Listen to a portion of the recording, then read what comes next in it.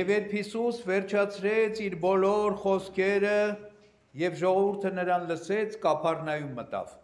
Այնտեղ մի հարյուրապետի ծառա, որ շատ սիրելի էր նրա համար, ծանր հիվանդացել էր եւ մեռնելու մոտ էր։ Երբ լսեց Հիսուսի մասին, հրյաներից ավագներին ուղարկեց, որ աղաչեն նրան, որպեսզի գա եւ բժշկի իր ծառային։ Եվ նրանք Հիսուսի մոտ գալով թախանձագին աղաչում էին նրան եւ ասում. «Արժանի է նա, որին այս շնորհը պիտի անես, որովհետև նա սիրում է մեր ազգը եւ ժողովարանը նա շինեց մեզ համար»։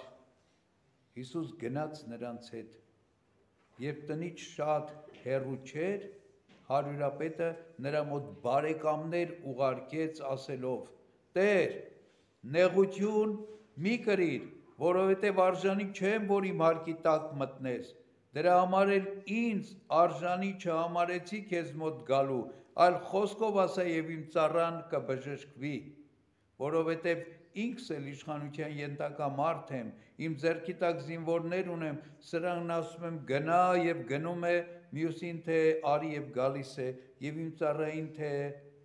արա այս բանը եւ նա անում է»։ Եվ երբ Հիսուս այս լսեց, զարմացավ, դարձավ ժողովրդին, որ հետևում էր իրեն եւ ասաց. «Ճշմարիտ եմ ասում ձեզ, որ Իսրայելի մեջ անգամ այսչափ հավատ չգտա»։ Պատգամավորները տուն վերադարձան եւ հիվանդ ծառային գտան բժշկված։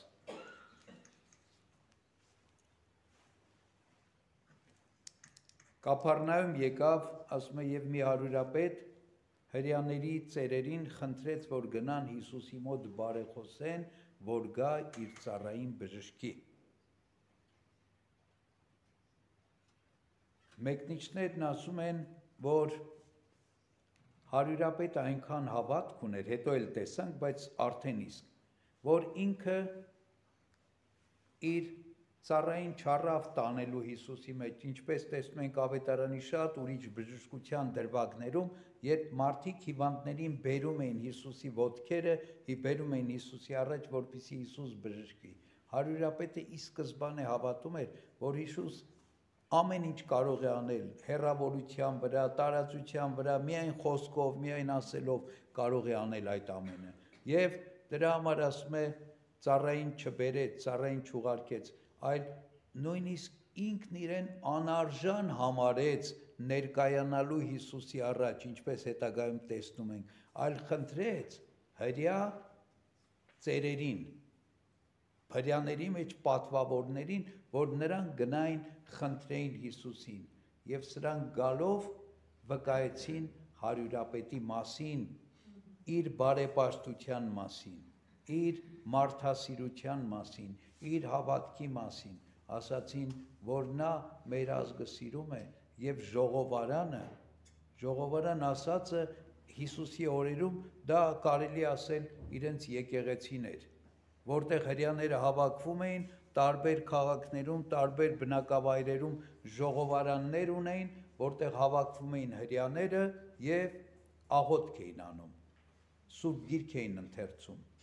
վարդապետները, ռաբիները Սուրբ Գիրքը ընթերցում, բացատրում էին ժողովրդին։ Այսինքն այս հարյուրապետը թեև հռովմիացի էր, հեթանոս էր, հրյա չէր, բայց ինքն էր շինել ժողովարանը Կափառնայում քաղաքի, որը մինչև այսօր կա, ովքեր եղել են Սուրբ Երկրում եւ Կափառնայում են այցելել, անպայման գնում են այս ժողովարանը տեսնում են, որը խարխլված վիճակում, բայց մինչև այսօր կա այդ հարյուրապետի կառուցած Կափառնայումի ժողովարանը։ Եվ ինչ է ասում, ասում է Հիսուս գնաց։ Հիսուս ինչու գնաց։ Հիսուս չգիտեր, որ ինքը հեռվից հեռու պիտի բժշկի այդ ծառային, մի խոսք ասեր ծառան կբժշկվի, ասում է Հիսուս գնաց, ինչպես այն պարագային, երբ տեռատես կինը բժշկվեց Հիսուսին դիպչելով, Հիսուս հարցրեց, ասեց, ով դիպավ ինձ։ Ինչու հարցրեց Հիսուս, որպեսզի բացահայտվի այդ կնոջ հավատքը, որպեսզի մարդիկ տեսնեին եւ զարմանային։ Այս պարագային էլ Հիսուս գնաց որպեսզի հետո հարյուրապետը կանխեր իր գնալը եւ ասեր հավատում եմ, որ հեռվից հեռու էլ կարող ես բժշկել։ Եվ Հիսուս գնաց ընթառաջ, գնաց խնդրանքին ընթառաջ եւ ասում է, երբ տանից հեռու չէր գտնվում, հարյուրապետը իր բարեկամներին նոր մարդիկ ուղարկեց, ասեց Տեր, արժանի չեմ, որ իմ հարկի տակ մտնես։ Միայն հեռվից հեռու հրաման տուր եւ իմ ծառան կբժշկվի, որովհետեւ ինչպես ես իշխանության տակ եղող մարդ եմ եւ իմ ձեռքի տակ զինվորներ եւ սպասավորներ ունեմ, որոնք ենթարկվում են իմ հրամաններին, դու էլ կարող ես քեզ տրված իշխանությամբ հրամայել եւ մահն ու հիվանդությունը կհեռանան։ Ես մարդկանց վրա իշխանություն ունեմ, դու մահվան եւ հիվանդության վրա իշխանություն ունես։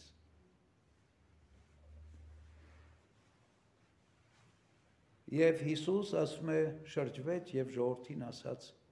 այսպիսի հավատք Իսրայելի մեջ անգամ չգտա, այսինքն գովեց հարյուրապետի հավատքը։ Եվ ասում է պատգամավորները վերադարձան տուն եւ տեսան, որ հարյուրապետի ծառան բժշկված է։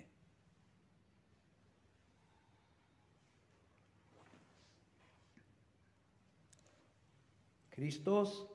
հավատք է պահանջում եւ հավատքը քրիստոնեության ամենագլխավոր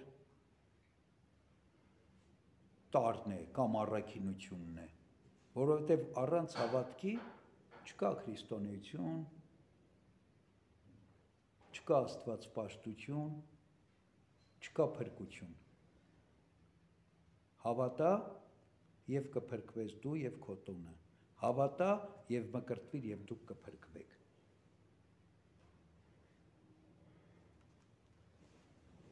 Եվ այսօր մեր եկեղեցին կատարում է մեր առաջին հավատացյալ թագավոր Աբգարի, Սուրբ Աբգարի հիշատակը, որը հավատաց, որի մասին պատմում է Սուրբ Մովսես Խորենացին։ Ինչ է ասում։ Ասում է, երբ Աբգարը պատգամավորներ էր ուղարկել ռոմեական զորավարի մոտ, վերադարձի ճանապարհին Երուսաղեմով անցան, որովհետև լսել էին հրաշագործ Հիսուսի մասին եւ մտան տեսնելու իր հրաշքներն ու սքանչելիքները եւ ականատես եղան եւ եկան պատմեցին Աբգարին եւ երբ Աբգարին պատմեցին, Աբգարը միայն լսելով ասաց դա կամ Աստված է երկնքից իջած կամ Աստծո որդին է, որովհետև այդ հրաշքները ինչ որ դուք ասում եք, մեռելներ հարություն տալ, կույրերին բժշկել, կաղերին բժշկել, ընդամենը խոսքով առանց դեղի ու ուրիշ միջոցների, սա միայն Աստված կարող է անել։ Հավատաց Աբգարը, հեռվից հեռու հավատաց, չտեսած հավատաց, միայն լսելով հավատաց, մինչդեռ հրյաները, հրյա առաջնորդները տեսնելով կուրացել էին, չէին հավատում եւ խաչը հանեցին Աստծո որդուն։ Եվ մեր Տերն ավետարանում ասում է. երանի նրան, որ չտեսած կհավատա։ Եվ ինչ արեցին։ Աբգարը անմիջապես նստեց մի նամակ գրեց։ Նամակ գրեց, որով իր հավատքն էր խոստովանում, որ ինքը հավատում է, որ դու Աստված ես կամ Աստծո որդին ես, երկնքից իջած։ Որովհետև քո ձեռքով աստվածային նշաններ են լինում։ Նիկոդեմոսը թեև տեսել էր դրանց, ինքը ականածես էր եղել, բայց Նիկոդեմոսը այսպես չէր հավատում, ինչպես Աբգարը հավատաց։ Նիկոդեմոսը որպես մարդ էր եկել Հիսուսի մոտ, որպես մարգարե, ասում էր այդ հրաշքները մարդը ինքն իրենով չի կարող անել, եթե Աստված իր հետ չլինի։ Որպես մարդ վարդապետ էր եկել Հիսուսի մոտ։ Մինչդեռ Աբգարն ասում է դու Աստված ես կամ Աստծո որդին ես։ Եվ այս նամակով Աբգարը հրավիրում էր Հիսուսին իր քաղաքը Եդեսիա, որպեսզի գա իրեն բժշկվի եւ ասում էր գիտեմ, որ հрьяաները քեզ նեղություն են պատճառում, արի իմ քաղաքում հանգիստ կանես։ Եվ խորենացին վկայում է, որ մեր Տեր Հիսուս Քրիստոս Թովմաս առաքյալի ձեռքով պատասխան նամակ ուղարկեց, որը բերում է խորենացին իր պատմության մեջ, որտեղ Հիսուսն ասում է, որ այո, քեզ անպայման օգնություն կհասնի, բայց ես իմ անելիքս պիտի կատարեմ Երուսաղեմի մեջ, ես գալ չեմ կարող, բայց իմ աշակերտներից մեկին իմ համբարձումից հետո կուղարկեմ քեզ մոտ։ Եվ այդպես էլ եղավ։ Քրիստոսի համբարձումից հետո Թադեոս առաքյալը եկավ Եդեսիա եւ Աբգարին բժշկեց։ Ասում է, երբ առաջին անգամ խորենացին ասում է, Թադեոսը մտավ Աբգարի պալատը, Աբգարը տեսավ Թադեոսին, տեսիլք տեսավ, լույս տեսավ Թադեոսի դեմքին, իր գայից իջավ եւ եկավ, ընկավ գետնի վրա եւ երկրպագեց Աբգարի առաջ։ Բոլոր ներկաները, պալատականները, իշխանները զարմացան, որովհետև իրենք տեսիլքը չէին տեսել, իրենք տեսել էին մի ցնցոտիավոր մարդու, որի առաջ թագավորը իր գայից իջել է եւ երկրպագում է։ Եվ Աբգարը քարոզեց Քրիստոսի ավետարանը, բժշկեց արքային, բժշկեց քաղաքի բոլոր հիվանդներին, ավետարանը քարոզեց եւ Աբգարը եւ ողջ քաղաքը մկրտվեցին։ Փագել տվեց մեհյանները, կռատունները, բագինները ծածկել տվեց եւ Քրիստոսին սկսեցին պաշտել։ Ոչ միայն Աբգարը բժշկվեց մարմնով եւ հոգով, այլ նաեւ Աբգարը զորացավ Աստվածային Սուրբ Հոգու շնորհով։ Որտեղից գիտենք, որ զորացավ։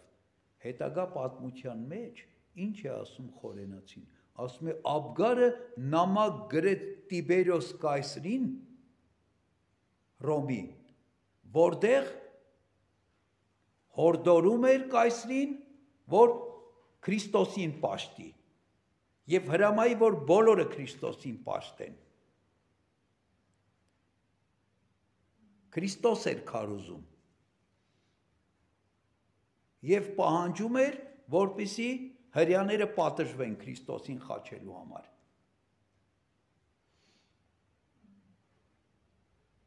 Կայսրից պատասխան նամակ ստացավ, որը նույնպես մեջբերում է խորենացին, որտեղ Տիբերոսը համաձայն էր Աբգարի հետ, միայն ասում էր, որ կայսրը չի կարող նման հրաման տալ, որ մեկին աստվածացնեն։ Աստվածացնելու հրամանը տալիս է Ռոմի ծերակույտը պիտի քննի եւ որոշի։ Ես իրենց առաջարկել եմ, բայց իրենք ձգձգում են։ Եվ Աբգարը նորից է նամակ գրում կայսրին, որտեղ ասում է, որ էլ ինչ Աստված, որին պիտի մարդիկ որոշեն, որ Աստված է։ Մարդկային որոշումով պիտի լինի Աստված։ Քրիստոսն իր աստվածությունը արդեն իսկ հայտնել է իր հրաշքներով, իր հարությամբ։ Եվ պահանջում է, որ Պիղատոսին պաշտոնանկ անի եւ պատժի, եւ Պիղատոսի փոխարեն ուրիշ մեկին նշանակի եւ հрьяաներին էլ պատժի այդ սպանության համար, Քրիստոսի խաչելության համար։ Եվ ասում է այս երկրորդ նամակի պատասխանը չստացած, վախճանվեց, ննջեց ի Քրիստոս Աբգար թագավորը։ իր բժշկությունից իր դարձի գալուց 3 տարի հետո։ Աբգար թագավորը ոչ միայն Տիբերոս կայսերը գրեց, այլ նաև այն ժամանակվա մեծամեծներին քարոզեց։ Ասորիների Ներսեհ արքային մի նամակ գրեց, որով Քրիստոս էր քարոզում եւ հորդորում էր, որ ինքն էլ հավատա Քրիստոսին եւ ասում էր. ձեր կողմերում է առաքյալներից Սիմեոն անունով մեկը, որին գտիր, թող ինքը քեզ խոսի Քրիստոսի մասին, թող ինքը քեզ լույս հավատքը քարոզի, որ դու էլ հավատաս։ Նույնը արեց նաև Արտաշես թագավորին Պարսկաստանի նամակ գրեց։ Այսինքն, այս ստացվում է, որ ոչ միայն առաջին հավատացյալ թագավորներ, այլ թագավորներին քարոզող առաջին քարոզիչն էր Աբգարը։ Նույն կերպով էլ Թադեոս առաքյալին ուղարկեց Հայաստան իր քրոջ որդի Սանատրուկի մոտ, որպեսզի Սանատրուկին էլ քարոզի ավետարանը։ Եվ Խորենացին ասում է, այո, Սանատրուկը սկզբում հավատաց Քրիստոսին, բայց հետո հեթանոս իշխանների ճնշման տակ ետ կանգնեց լույս հավատքից եւ դառավ քուրքերի պաշտամունքին, ի վերջո գիտենք նաեւ իր դստերը նահատակեց հավատքի համար։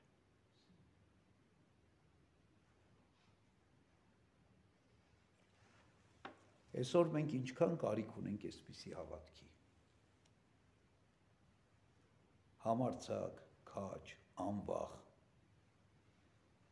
հավատքի ավետարան քարոզելու, ավետարանի խոսքի մեջ մնալու,